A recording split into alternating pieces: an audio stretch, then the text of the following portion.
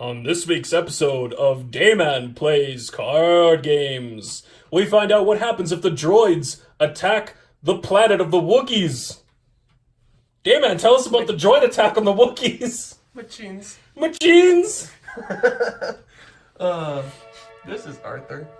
Why did you just Nobody plays him. Nobody plays Arthur because he's trash. But Whoa! It's okay. Hey! You know that freaking meme? Know your place trash, okay? This is him, proverbial garbage can. But, big asterisk. Dayman made machines great again. Did I though? Yes. Okay. if you say so. It's okay. So this is Arthur, Divinity 10.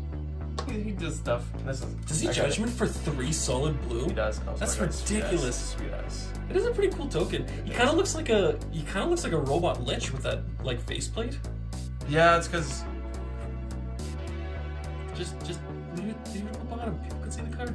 it's cool. I thought he was cool. He's basically has a lightsaber. Pretty much. Okay, so yeah. It'd be funny if it's actually just a glow stick. Goes around hitting people with a Nerf glow stick. Oh man. Stop! In the name of the law! Is that what you think they sound like? Wait, Arthur? I think Arthur is literally just RoboCop with a Nerf glow-in-the-dark stored. Stored? Stored. Yeah, stored. Yeah, that's Arthur. Yes. Divinity 10 flips for three blue, and also he doesn't enter. You look at the top 5, you grab 2 machines from them. He gets 1 counters even with their combined cost. It usually doesn't add up to a lot. This isn't even a joke. This isn't even for the sake of entertainment. I would legitimately not be surprised if, considering how little this card's been played, if people didn't even know he had a fucking second side. Wrong. People have to see him. Let's tuck him in the corner. Okay, cool. Let's do stones first. You've got 6 water stones. Mine don't match. That's okay. That's fine. And then I you've think it got, looks better when they don't match. You've got 4 magic stones of dramaturgy. Of what? Dramaturgy. That is, Dramaturgy? I have literally never, ever read the name of this stone. I've always just called them machine stones. Yeah, it's 4 machine stones. That's ridiculous. You can tap what is and it put called? Say that word again? Magic stone of dramaturgy? That doesn't even sound like a real word. I don't even know what to say with That's this. made up. Oh yeah, whatever. Anyways, you pay a blue, or you can produce a blue, or you can put a 1 counter on a machine that is. Okay, so four of dramaturgy.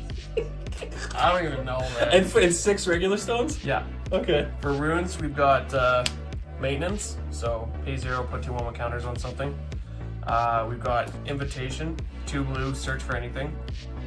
We've got diverse evolution. You count up the amount of like resonator types, and you target that many things, and then you put a 1 counter on one, 2 on the next, 3 on the next, blah blah blah. How many many you have? We've got the final act. So pay 2 less if you control Deus Ex Machina, God of Machines, and then as an additional cost, you remove any number of counters from entities you control. Destroy target non-magic stone, non-machine entity with total cost equal to the number of counters removed this way. Okay, so huge, guys, because this game is literally just a practice in the semantics of the English language. Because the card doesn't have a minimum number of counters, it doesn't say remove any number of counters. It has to be greater than 0, because they used to have that sort of thing on older cards, right? Yeah. Have to be greater than the number 0. I know they've definitely done that in Magic. That means that you can remove 0 and kill an enemy J that isn't a machine. Yeah. Or anything that doesn't have a cost. Yeah. Like if whatever... I can't think of anything else, though. I think it's just J's that have a 0 cost. I don't know. Oh, and tokens. Tokens You have 0 use their cost. master rune on mass board stuff, though. Yeah, so the final act is just bullshit. You pretty much, if you're going up against like a really fast acting Arthur deck, that is not a phrase I ever thought I would say. I hate you. Sorry, this whole video is literally just gonna be Dayman showing us a really good deck and me just ripping on Arthur.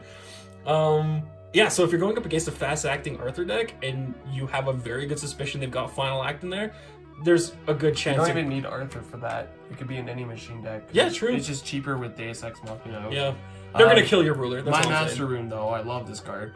So play only if Arthur is the one you're playing. For 3, you separate, or your opponent separates all non-magic stone, non-J ruler entities into 2 piles.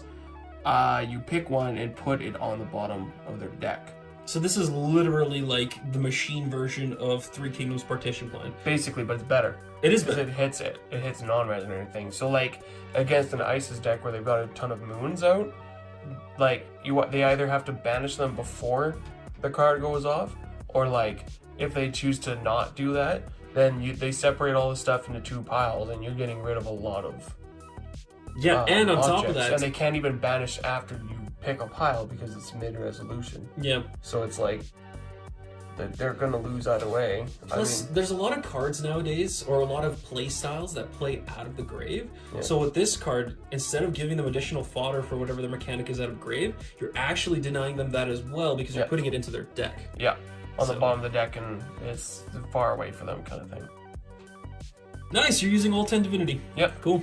This is just an even 10. Yep. Okay, that was the Divinity deck. What do we do next? Starting with resonators. So the new 1-drop that came out is Clockwork Girl. So she comes in with 4 1/1 counters. She corrects blue to green. It produces green. When this card is put in the grave from the field, look at the top card of your deck. If it's a machine resonator, reveal it and put it in your hand. Nice. Yeah. And she's a 1-drop. You have 4 counters, which is nice. Then you've got Vivian, the Mechanical Fairy. She's a 3/3 flying. Whenever another machine enters the battlefield under your control, put a 1/1 counter on this card. Remove 2 to rest target resonator. So you typically want to play Vivian first and then maybe Clockwork Girl after or something like that. Yeah. It's actually crazy how useful this card has been since set 1. Yep. Like it's one of those cards that has just been in like every one of the decks that plays this way since the beginning of the cluster. It's crazy. She's solid. Solid, dude. Yeah, and then you've got 3, Guinevere, the Mobility Queen. So, Okay, I'm gonna rip on Nova for a second here. Do you know how he pronounces her name? who? Nova. Oh, what? It's just so he doesn't pronounce it Guinevere. He pronounces it. Oh my god, I can't even say it because my brain doesn't work. Guivenier.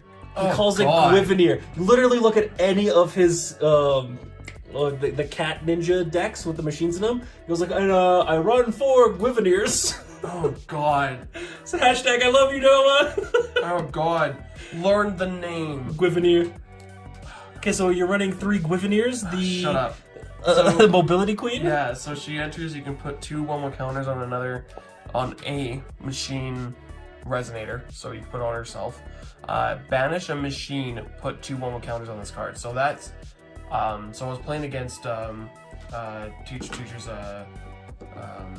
Isis deck, and honestly having a sack outlet would be so handy because the amount of times that he's done like the 1-drop Stinger rune, which is deal 200 damage. Next time they're dealt damage, they're dealt double, kind of thing, and then use his new Master rune, which is 2-drop deal 10 to something, and it has like pierce damage, kind of thing. That actually ended up dealing 20, and then ended up dealing like 18 to me. Having some sort of sack outlet to just sack the machine before getting burned, and having that pierce through is just really handy. Or just making use of anyone killing your machines, you just like I sack it instead. Yeah. Right? Or like playing against like Blade of Faith, you just sack it, get some use out of it. And then, you know, if you wanted to take out like a rune and put in scrap and build or something from the rune deck to just make use of those dead machines to get another one in, that's another option too. Cool. Right? But anyways, you can tap her, remove a total of 12 1/1 counters from her to search your deck for a card named Super Mobile Fortress Camelot. That's later in the pile cards of resonators here, but I'm just going to show it next. So Super Mobile Fortress Camelot is a 12/12 flyer. Enter. Return up to 2 target resonators your opponents control to their hands. If you control Guinevere, destroy them instead. So if they have Eternal or something like that and you can't destroy them, this is coming in, you can sack Guinevere to herself to instead bounce them back to their hand, which is a handy little trick because she says banish a machine to put 2 1 counters on herself, so she can sacrifice herself to not have the destroy effect, but instead have the bounce back effect with Mobile Fortress. I literally didn't hear a word you just said. Every time you say that card's name, the Super Mobile Fortress Camelot, I just think of the Fairly Odd Parents like intro theme song, like Big Goose, Rubber Goose, Giant Shake, Guava Birthday Cake, Juice. Guava Juice, Obtuse, Rubber Goose. Super Fortress. Fortress Camelot. Okay, but yeah, when it enters, you destroy the things if you have Guinevere, but you can sack Guinevere yourself to bounce it back instead. Yeah, which is kind of nice. Then we've got Arthur, Knight, King of the final act. So he's a 2-drop that comes in with 6 counters. So you've got your 1-drop that comes in with 4. You got this 2-drop that comes in with 6, kind of thing, right? There's another 2-drop that comes with 5, I think. Yeah, there is. So he, you can remove 5 1/1 counters to draw a card, right? And if you're playing Arthur, he refills those counters at the beginning of your main phase. Nice. And as he enters, you name a name, right? And he comes in with a counter that gives him barrier to that name, and it's as he enters as well, right? So, so you could name like Blade of Faith. Nice. And he would be barrier to Blade of Faith. Cool. Right?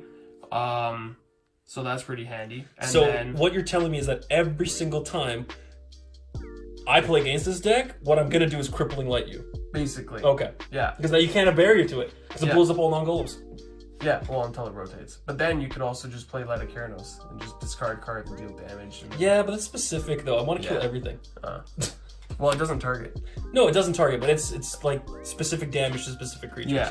And then we've got 3 Machine Corpse, enters with 5 1 counters. Just act natural. Okay, cool. Is it recording? Yeah, it's recording.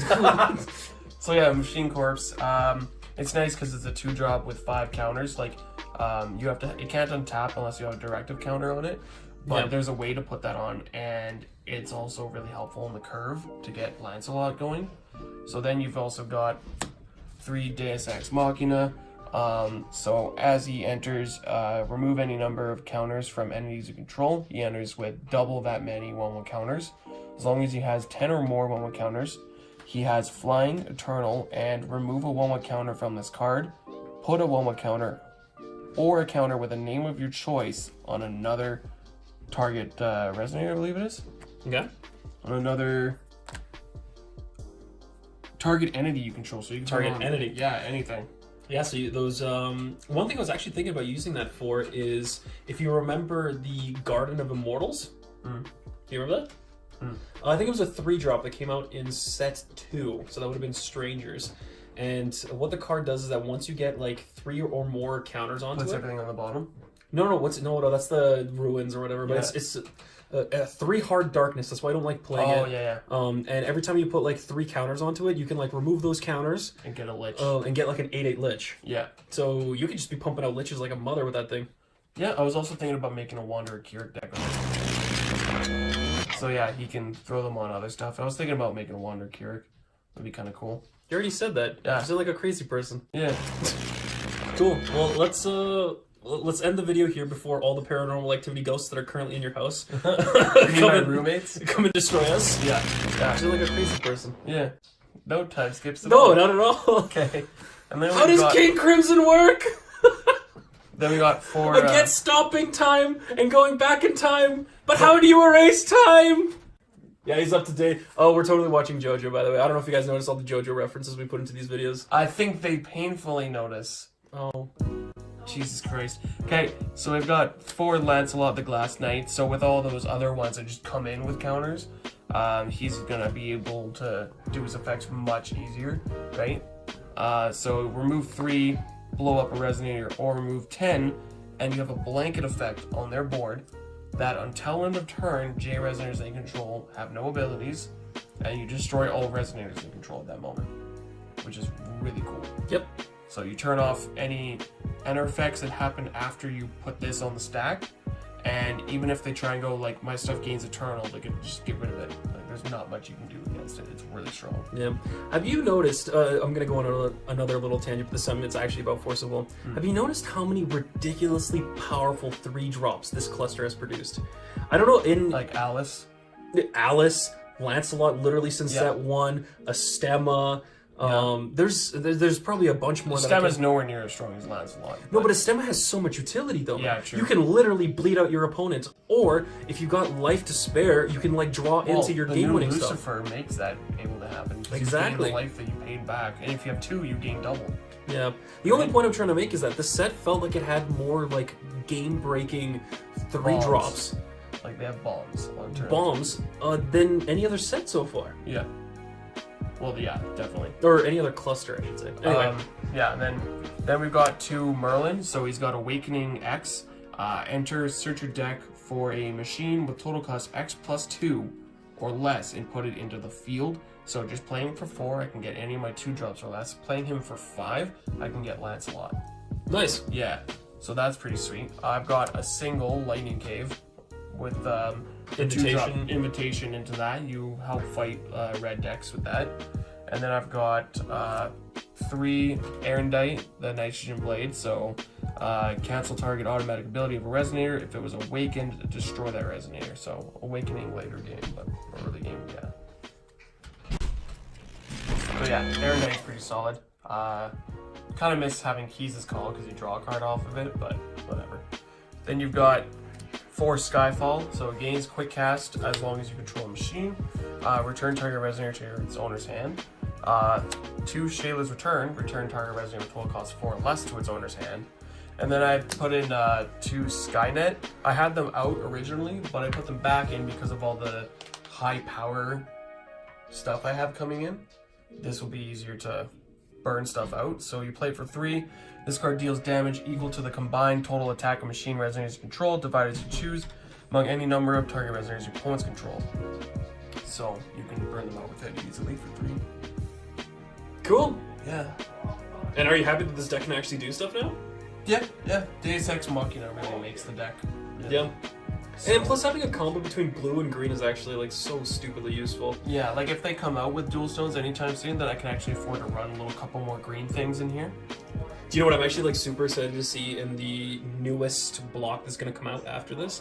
Is if they're actually gonna make Machina like carry over, kind of like how Adam was introduced in the last set of Reiya cluster. And I feel like they will. Yeah, then he became a ruler. Yeah, and he's gonna be the ambassador. That'd be kind of cool. Yeah, because they're hinting at older guys reappearing in the next set, right? So you've got all your dual color stuff, and he was one of the first rulers I ever got way back when we started, right? Yeah. Yeah, so like I picked the Arla deck and then later the Machina one. So. Cool. Well, let's end the video here before all the paranormal activity ghosts that are currently in your house my roommates come and destroy us. Yeah. All right. Say something funny. I don't know. I just say I don't. You put me on the spot, man.